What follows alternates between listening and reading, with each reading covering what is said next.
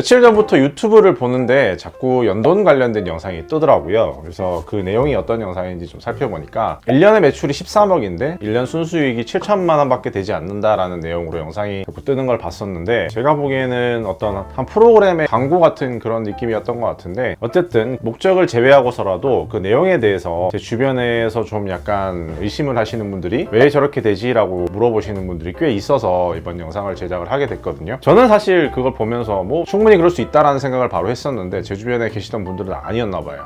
저렇게 장사가 잘 되고 항상 사람이 많고 사람이 줄을 서고 1년 내내 줄을 서는 가게가 저렇게 잘 파는데도 불구하고 순수익이 저밖에 안 돼? 라고 물어보시는 분들이 꽤 많아가지고 그 부분에 대해서 오늘 말씀을 좀 드리도록 하겠습니다.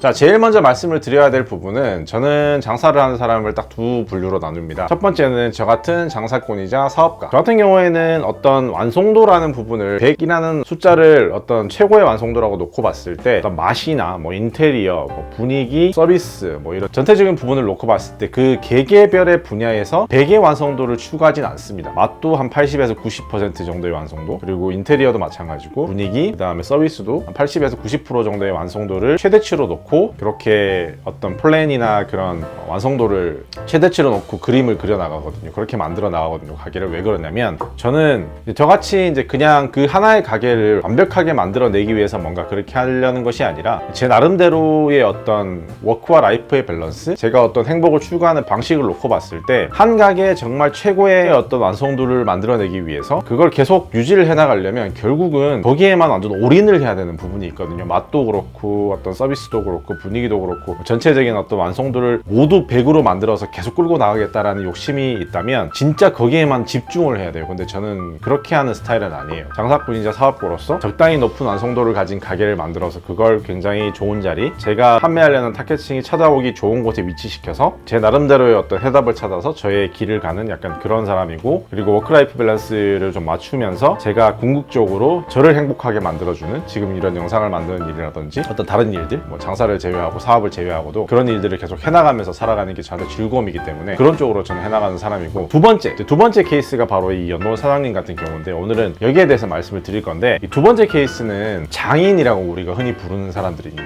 장인, 뭐 마스터피스라고 하기도 하고 마스터라고 하기도 하고 뭐 그렇죠. 그런 사람들은 어떤 한 분야에 있어서 정말 최선을 다해서 그 완성도를 극한까지 끌어올리는 사람들입니다. 그렇게 하기 위해서 거기에 어떤 인력이라든지 아니면 시간, 재료, 이런 모든 어떤 부분을 굉장히 과도하게 거기에 투자를 하시는 분들이에요. 예를 들자면, 제가 지금 보면은 연돈 사장님이 연매출이 13억이라고 했잖아요. 굉장히 많아 보이지만 사실 월 매출로 따지면 한 1억이 조금 넘는 금액이거든요. 근데 1억이 좀 넘는 금액은 사실은 그렇게 높은 매출은 아니에요. 어떻게 봤을 때는, 제가 봤을 때는 그렇게까지 이름값을 놓고 봤을 때는 그렇게 높은 매출은 아니라고 생각하거든요. 근데 왜 이렇게 파는데도 수익성이 낮을까? 단순히 숫자만 따져봐도 한 달에 파는 매출이 1억 1천만 원 정도 나오는 것 같은데, 그런데도 불구하고 지금 월에 수입이 600만 원 정도 된다라고 이야기를 하는 거거든요. 그러면은 수익률이 지금 10%도 채 안 되죠. 근데 왜 이렇게 되는지 제가 지금부터 설명을 드릴 텐데, 상당 부분 제주도라는 그 지역의 특성과 관련이 있는 부분도 많고, 뭐 여러 가지 어떤 복합적인 그런 환경이 여기 안에 속해 있는데, 이제 하나하나 차근차근 풀어서 설명을 드리도록 하겠습니다.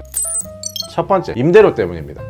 서울에서 제주도로 이사를 올 때 백종원 선생님께서 많은 부분에 대해서 이주하는 부분에 있어서 많이 도움을 주시고, 그 다음에 뭐 인테리어 하는 부분이라든지 상당 부분 도움을 주신 걸로 알고 있어요. 그럼에도 불구하고 사실은 저는 위치가 정말 좋기도 하지만 약간은 좀 힘들겠다라고 생각했던 부분 중에 하나가, 위치가 너무 좋아요. 그러니까 뭐 사진이나 이런 부분을 보시면 아시겠지만 주차장도 되게 넓고, 그 다음 매장도 좀 넓은 편이고, 뭐 주방도 보셨으면 아시겠지만 상당히 넓은 주방을 이렇게 만들어 놓으셨는데, 그렇다 보니까 아무래도 이제 가게 면적도 좀 큰 편이고 위치도 좋은 편이고 주차장도 넓고, 이렇다 보니까 거기가 아마 임대료가 상당히 비쌀 겁니다.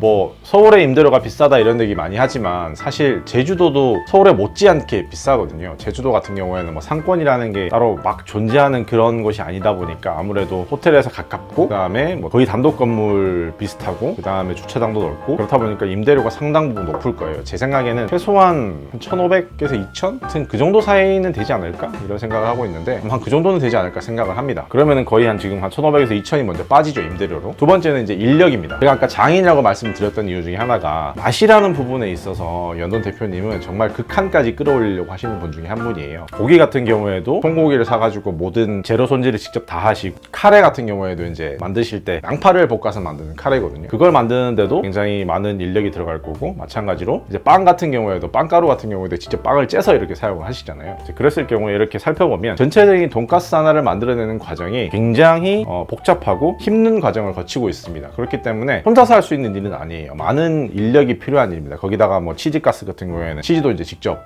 만들어내야 될 거잖아요. 근데 치즈가스 만드는 게 사실은 쉬운 일은 아니거든요. 그렇다 보니까 인력이 좀 많이 필요할 텐데, 제주도가 인건비가 싼 지역이 아닙니다. 아마 우리나라에서 지금 인건비가 가장 높은 지역 중에 하나일 건데 인건비가 굉장히 센 지역이에요. 그러니까 제주도 안에서인데 일할 사람도 많이 없거니와, 초반에는 제가 생각하기로는 그 기술을 배우고 싶어하는 많은 육지에 있는 사람들이 제주도로 가서 그걸 배우려고 했을 거예요. 왜냐하면 방송에서도 워낙에 많이 띄워주기도 했고, 그 다음에 보면서 나도 저렇게 하고 싶다, 나도 한번 배워보고 싶다라고 생각을 했던 사람들이 꽤 많았을 거기 때문에 그런 사람들이 가서 거기에서 배우려고 많이 했을 거예요. 뭐 보셨으면 아시겠지만 이 과정 자체가 워낙에 이제 어렵고 힘들다 보니까 직접 일을 해보면 느끼거든요. 아, 내가 이걸 잘 해낼 수 있을까? 이런 생각이 들거든요. 그래서 이제 처음에는 이제 일하려는 사람들이 많이 몰렸을지 모르겠지만, 시간이 지나면 지날수록 일을 할 사람 구하기는 어려워지고, 그 다음에 원래 인건비가 높은 지역이다 보니까 아마 주방할 사람 한 명 쓰는데 제 생각에 최소한 300만 원은 줘야 된다는 그 정도는 생각을 가지고 있거든요. 그렇게 됐을 때 뭐 교대로 일한다고 치고 300만 원 인건비인 사람이 이 정도로 장사를 하려면 하루에 지금 300만 원 정도 판다는 거거든요. 그렇게 치면은 한 200팀? 200팀? 250팀? 그 정도 돼야 될 것 같은데, 그러면 오픈하자마자부터 해서 끝까지 막 달려야 되는 거거든요. 그렇게 됐을 때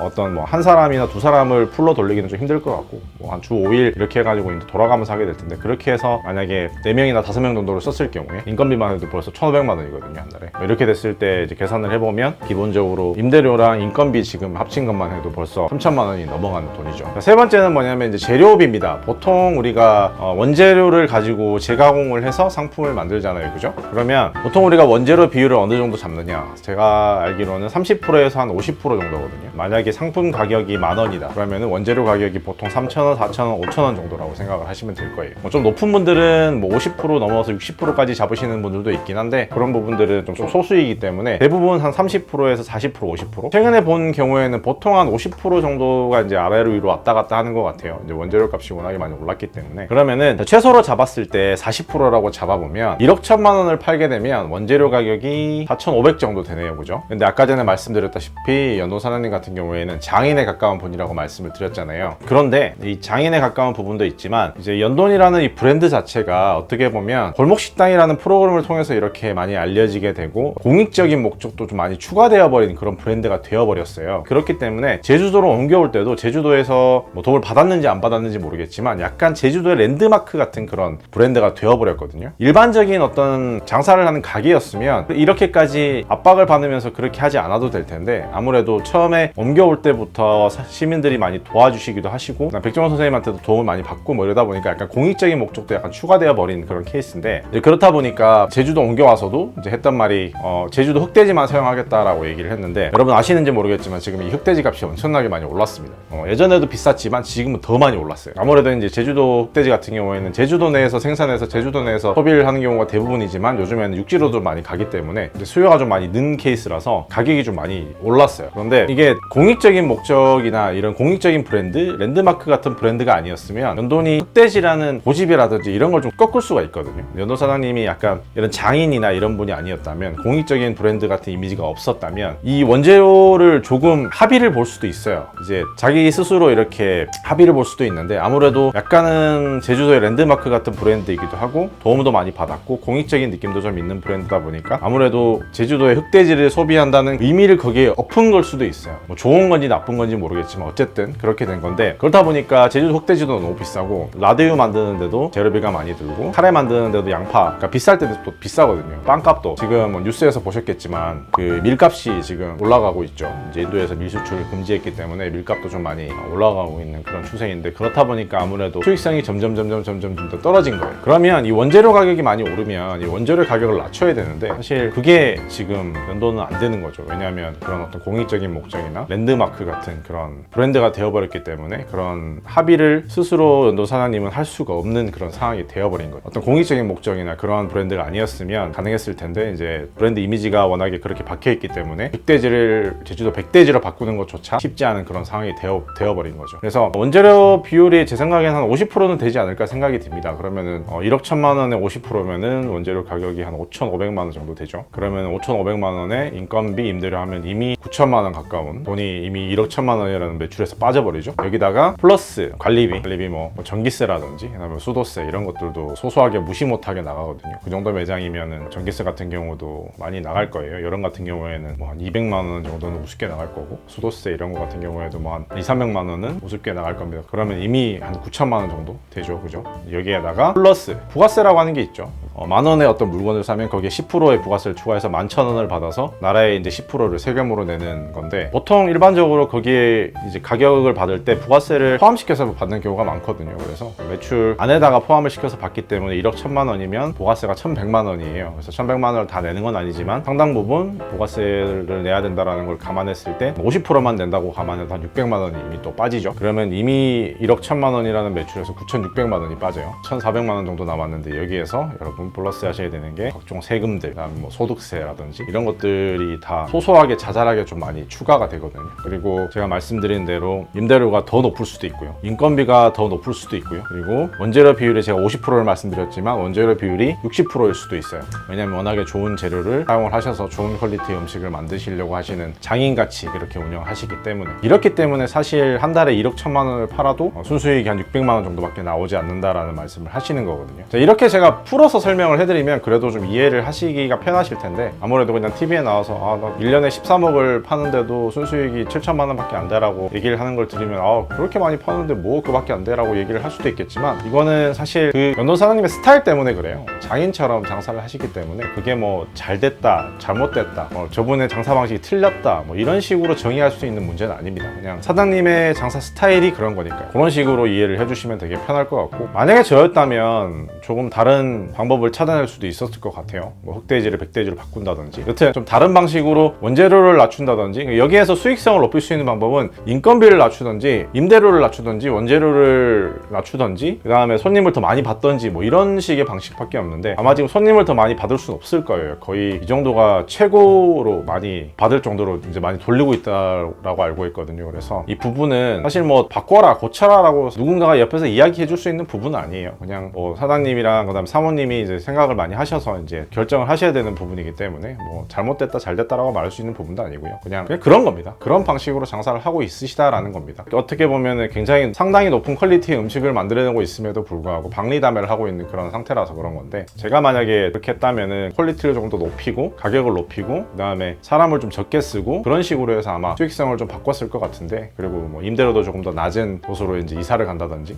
이런 방식을 통해서 아마 수익성을 바꿨을 텐데, 아무래도 이제 연돈 같은 경우에는 그냥 일반 장사하는 브랜드가 아니라 그런 공익적인 목적도 많이 생겨버렸고, 뭐 제주도의 랜드마크 같은 그런 느낌도 많이 생겨버렸기 때문에 사실은 어려워진 게 현실이 아닌가라는 생각이 듭니다. 그래서 아마 뭐 볼카치라는 브랜드도 그래서 나오지 않았을까요? 뭐 여튼 이건 딴 문제인데, 자, 그래서 오늘 이런 말씀을 드리는 이유는 그냥 단순히 뭐 이렇게 하라, 이렇게 하지 마라 뭐 이런 말씀을 드리는 부분은 아니고요. 여러분들에게 저 같은 스타일로 장사를 하는 사람도 있고, 그 다음에 연돈 사장님처럼 장인 스타일로 장사를 하는 사람도 있다. 본인이 앞으로 어떤 장사를 해나갈지는 본인의 선택에 따라서 달린 거고, 그 다음에 본인이 어떤 부분에서 행복감을 많이 느끼는지에 대해서 정확히 알고 가야 될 필요가 있다라는 부분을 말씀을 드리는 겁니다. 그래서 연돈 사장님 같은 경우에는 그렇게 맛이라든지 이런 부분에 있어서 완성도를 100%를 뽑아내서 그거 손님한테 대접해서 손님이 맛있게 드시는 모습을 봤을 때 거기에서 행복감을 느끼는 부분이 꽤 많으신 것 같아요. 그래서 그런 모습을 저도 보면서 정말 대단하다라고 많이 생각을 하고 있고, 그리고 그런 모습에서 최종원 선생님도 이 사람 도와주고 싶다라는 생각이 든 게 아닌가. 왜냐면 저는 그렇거든요. 저는 저렇게 못할 것 같아요. 만약에 저렇게 하는 사람들을 보면 저도 가서 대신 마케팅을 해주기도 하고, 그 다음에 대신 광고를 해주고 마케팅을 대신 해주거든요. 왜냐면 그렇게 하시는 곳이 좀 오래 좀 잘 갔으면 좋겠어요. 내가 더 많이 즐길 수 있도록 앞으로. 약간 그런 또 이기적인 마음도 있는데, 여튼 그렇습니다. 그래서 1억 1천만 원이라는 매출을 한 달에 내고도 수익성이 낮은 것은 이런 어떤 장인 정신을 가지고 음식을 만들어내는 본인만의 스타일이 있기 때문에 그런 거기 때문에, 뭔가 거짓말을 하거나 그런 부분은 아닌 것 같아요. 그래서 그렇게 이해를 해주시면 좋을 것 같고, 그 다음에 어떤 방식으로 본인이 앞으로 장사를 하고 싶은지에 대해서 이렇게 하지 말아야지 이렇게 해야지 라는 그런 반면교사보다는 이렇게 알아놓으시면 좋을 것 같아요. 이런 스타일도 있구나, 이런 스타일도 있구나, 이런 식으로 장사를 하는 스타일도 있구나. 그래서 그 안에서 모든 장사를 하는 스타일을 보면서 본인만의 해답을 찾아내는 게 가장 좋은 그런 어떤 교훈이 아닐까, 이런 현상을 보면서 느낄 수 있는 가장 좋은 교훈이 아닐까, 이런 생각이 듭니다. 그래서 오늘 영상 여기까지고요. 지금까지 장사 이선생 홍길동정이었습니다. 고맙습니다.